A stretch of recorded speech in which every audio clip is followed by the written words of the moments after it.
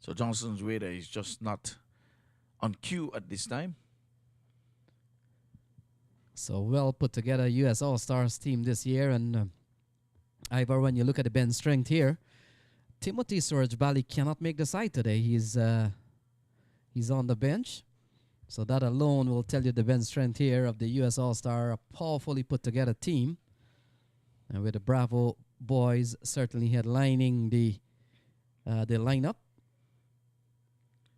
And Timmy he plays as an all-rounder. We haven't seen him bowled as yet. So if he can make it in the 11, but he's only 12 overs, so I guess they think that they're not going to need his batting. His batting has not been needed so far, I'll tell you that. But if they get into the final, I'm not going to be surprised. For the full 20 overs, Timmy Surge Bali, I think, will be in that final 11. So Ali Khan continues. Will come into bowl to Mark Dial. Oh, It says, is it a no ball? Oh, field restriction. too many men are outside of the circle. Yes, we're still in the power play, so it's a no ball. So did he signal a free hit? I did not see him signal a free hit, but Johnson found himself down on the third man boundary, and we have a deep mid wicket and we have a wide long on. So the bowler and skipper there, they erred. They're not looking at their positions on the field well. Power play goes up to 3 overs. How many overs would have gone? So we're 3 completed.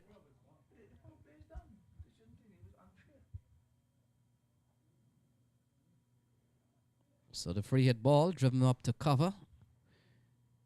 And Mark Dial gets another run. So score goes up to 34. Well, that's something we have to check to see if the power play is 4 overs instead of 3, because if it's a 12-over tournament, one of the umpires thinking it is the power play going to go up until 6. Hope it doesn't cause any controversy, but it's baffling me here in the commentator's booth. I don't know for Lenny.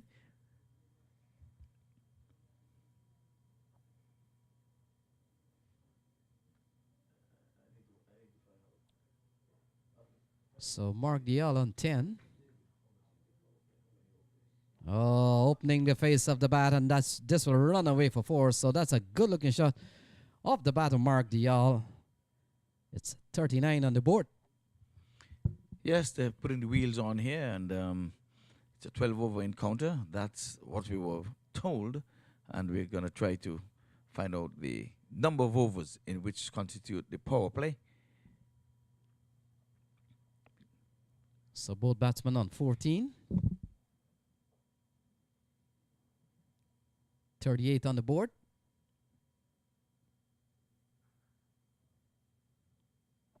In fact, 39 on the board, sorry. And so Ali Khan with 5 in the over so far. So we've got some 52 balls remaining here, Ivor. Still some ways to go. And you've got to say Smart Choice has batted well so far. They haven't lost a wicket, and they're going at almost 11.5 runs and over.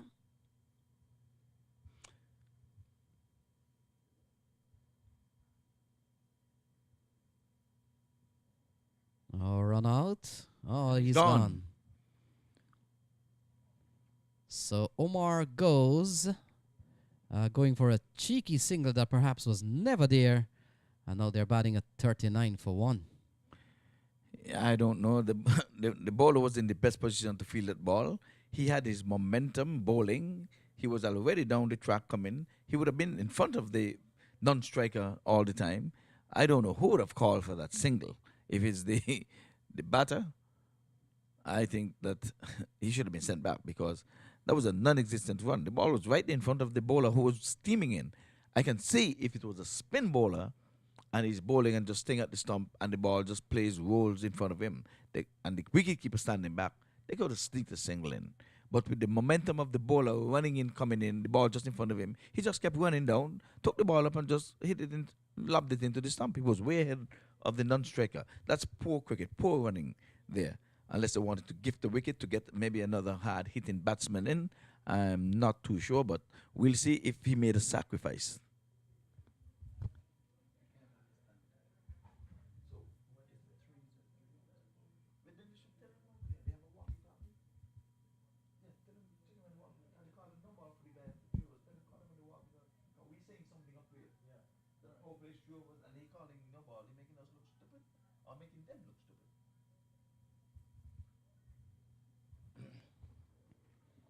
So Shazam Babwa comes out to the middle, 39 for 1.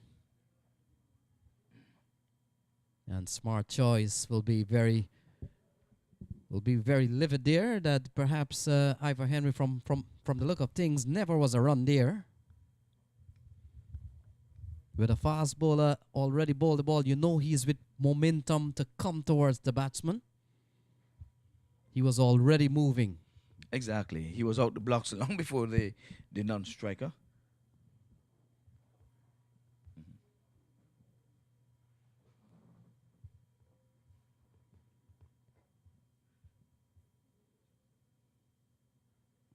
So Shazam Baba pulls this one into the onside. We'll get up the mark. The shot looks good, but he did not time it at all. And I don't think he got up as much as he anticipated, but he came with aggressive intent. Shazam has had a good series. He's been among the runs. He's batted freely. And when the team when the team certainly needed his input as a batsman, he has really come to the fore. He has produced for smart choice. And Ivor Henry, Shazam Babwa has been on the winning stage 3 times in the history of the US Open, 2 with Trinidad and Tobago. And he also played for smart choice when they won it in 2013. So he's a lucky man. And he's chasing a 4th here. Possibly a 4th, and a loud appeal and a given. And I think he's saying he got some bat in that. But that one was pitched outside the off stump, coming back into the batsman. The batsman showing a little bit of distance. You're on camera, pal, so you've got to just take you out and go. So the second wicket had fallen at 40 for 2. And again, we're still trying to get with the official scores and the umpires' communication. As far as we know, it is a 12-over game. It seems as if we're still in the power play, if you ask me, by the field placement. So it's 40 for 2. The hero from the quarterfinal, Akeem Alvarez, comes out to the middle. And here, Ivor Henry, they got up to a good start. They were able to post 39. Unlike the story of the bus, you're waiting half an hour for a bus and one comes, and then another one comes behind. So a couple of wickets here. Yes, one behind the other. And that always happens, you know. 1 brings 2, 2 brings 3, and they're tumbling. But at least when we had the first match, you and I, we only took 3 wickets. And we see Audley and Vinod, they would have taken 7 wickets. And the fact is, we saw Mark Dial hesitantly making his exit. Although the umpire had indicated earlier on that he's out leg before wicket. And I'm pretty sure if this was an international match, he would have been... He'd have been written up, I can tell you that. Docked a few percentage on his match fee. Yes, indeed. But most batsmen never believe they're out LBW. But in this tournament, we would have witnessed a batsman walk when he got out LBW. And after he walked, the umpire gave him out. He knew he was out. It happened here on Friday. So Akeem Alvarez, the hero of the semi-final that actually got smart choice to where they are today. York, and he's appealing. But I think he got some bat in that. Maybe, let's just see. Yes, he got some bat in that. The bowler seemed to be very disappointed, but if he got some willow on it, you can't get an appeal with a ball hitting the willow. So Akeem Alvarez, a talent out of Trinidad and Tobago. a couple of years ago would have played for the Merry Boys in TNT. And the other night he slammed some 82 runs, 82 undefeated, made sure that U.S. Tigers were knocked out and made sure that Smart Choice gets a chance to go for their second title, having won in 2013, Ivor. Yes, indeed, 41 for 2. And again, let's give a big, bright thumbs up to the production crew here and our official scorer, Uri. And also not forgetting the umpires. The umpires, again, have come out in full force. We've seen very good officiating here from the panel of umpires. And they've conducted themselves well. They've got the cricket moving. We have stayed as much as we can to the schedule. And so far, Ivor Henry to put in 4 games per day is by no means easy. It's no small feat, I can tell you that. For the Wednesday, Thursday, and Friday, we're going to bed, well, after 2 o'clock, minutes to 3 o'clock. So Dwayne Bravo given the ball. And he will come into ball to Akeem Alvarez, who had a big knock the other night, 80 plus. And Alvarez is tugging a slow short ball by DJ Bravo. And he picks up another run. He goes up to 2 and is 42 for 2. Yep, so from 39 for no loss, it's 42 for 2. So we think that the bowlers are getting on top of things. So Dwayne Bravo, Ivor Henry, and oddly here, it's a handful of players who would have played over 300 plus T20 matches.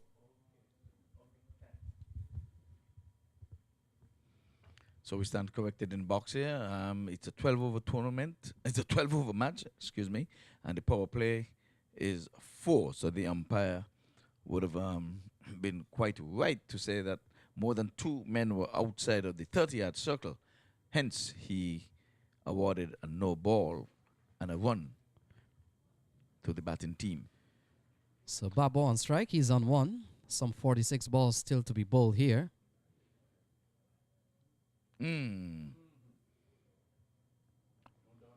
There was nothing smart about that. So he's bowling to Smart Choice, and Bravo is fearful of the willow, I guess. He bowled this one in the middle wicket.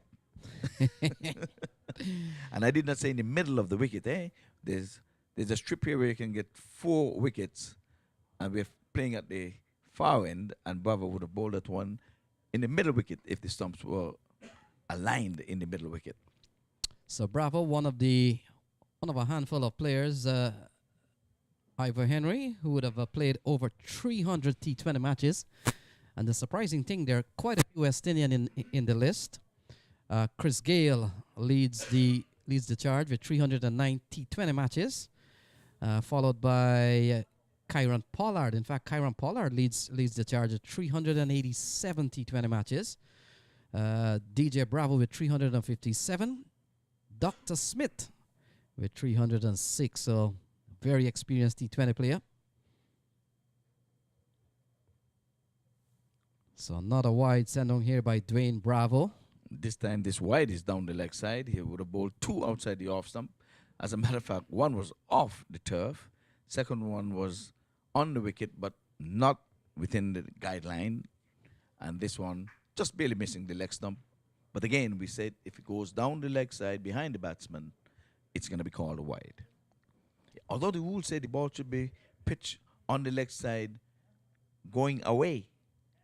But to make it simple, if it goes down the leg side behind, they call it a wide.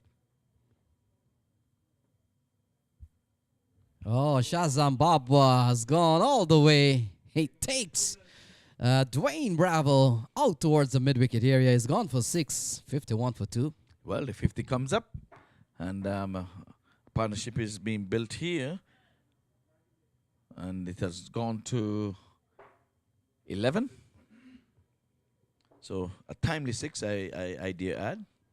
So now we wonder why Dwayne Bravo hesitantly was bowling the ball away from Babwa. Yeah, Bravo looks a little tired there, though. We would have seen him for the past 4 days. Well, I should say 3 days. They didn't get a chance to play yesterday, so he would have played. This is his third day in the reckoning. So Bravo has gone for 10 in the over so far. It's 45 balls remaining. And that's the thing. They're playing the ball. They're not playing the name. Another big strike here. A full toss over the head of Johnson. And that has gone all the way. So Shazam Babwa has gotten hold of 2 balls and taken them out of the park here. And he has gone up to 13. Yes, so 17 the partnership. And like we said, it was a little slow going there. And now these guys are putting the wheels on. It's only 12 overs.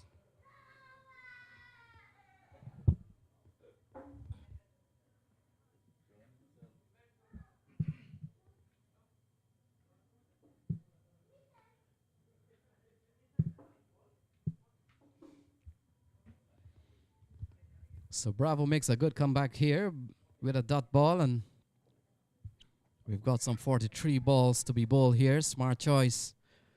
The projection is showing 136. And so projection here on the scoring app telling us that, by the way things are going here for smart choice, they could end up with 136, but all that are just projections. And we've seen in this tournament many times the projections are way off. Oh, Bravo's a lucky man there, I would I'm say. surprised. I'm surprised. The umpire did not call a wide. And now he calls the wide. Oh my goodness. That's a delayed wide. What? He was in consultation with Bravo before he called the wide. But it is indeed a wide, though. I'm surprised it took that long to call and signal wide. So we've got to get it going. We're on television for you viewers out there. You're looking at the 9th edition of this U.S. Open. We are coming to you live from Central Broward Regional Park right here in South Florida in America. So it's 58 for 2, 43 balls remaining, 17 runs in the over so far.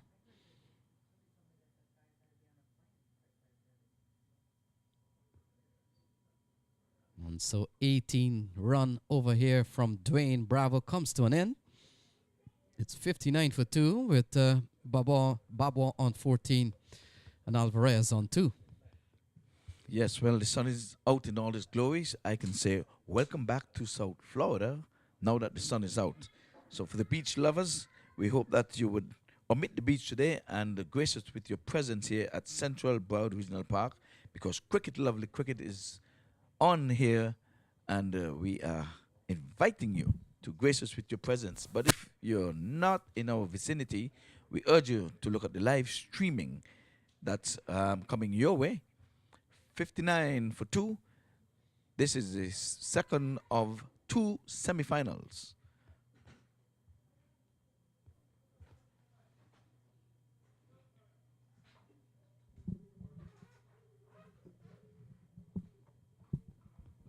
So we could see a bowling change here. Muhammad Ali Khan will be relieved here.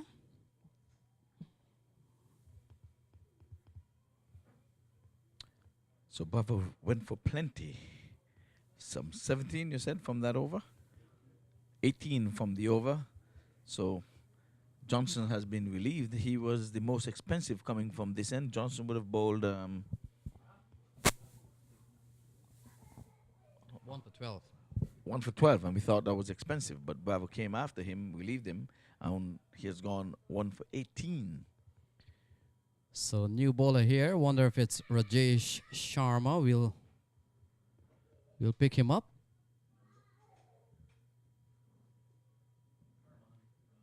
So 41 balls remaining is 59 for 2. Babwa has gone over the offside and has gone away for 4. So 1 bounce. Good looking shot here from Shazam Babwa and pushes the score up to 63 for 2. And the partnership is growing indeed. It has now gone to 23. So it took them a while to get going there, but They had 2 quick wickets in succession and slowed up the proceedings. But now they're trying to set a target. As a matter of fact, they've been sent in to bat. All Stars winning the toss and elected to field first. And I think they would rather chase. So the partnership has gone up to 24. They have lost their first wicket at 39. And their second wicket just a run later on 40. When 2 buses came by, Ivor. Having waited, you said, for about an hour for the first one. Here comes 2 in a row, back to back. So 39 balls remaining. Smart choice. Looking for another championship spoil. They won it in 2013. And US All-Stars winning it last year. The most recent winner. Oh, perhaps a chance. There goes a begging. And Rajesh Sharma wouldn't be able to blame anyone else but himself. It may have been a bump ball. I'm not sure, but it went back to him. Could have very well been a chance, to be honest with you. So ball worked into the onside. Alvarez running quickly. They will stay for 1. And that pushes the score up to 65 for 2 with final ball coming up. And after this ball, Audley Watson and Vinod Mamcham will take you through to the end. And so we've got 37 balls remaining. We've seen a good partnership of 25 between Shazam and Hakeem. And both players coming out of Trinidad and Tobago. Shazam has played at the first class level and have enjoyed good success in the runnings of the US Open over the years. 65 for 2, 6 overs gone. And the next couple of voices you'll hear is Audley Watson and Vinod Mamcham.